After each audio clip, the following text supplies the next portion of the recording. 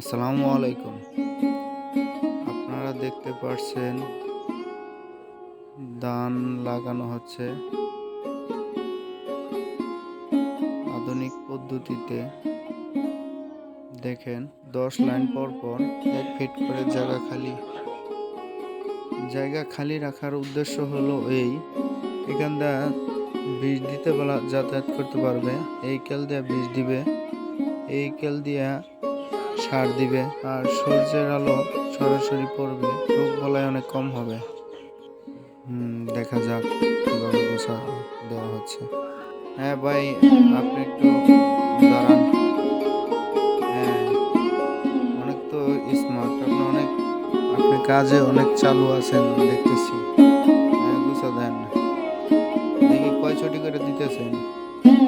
হ্যাঁ, ঠিক আছে, 3 ছটি। হ্যাঁ, 2 ছটি কি 3 ছটি করে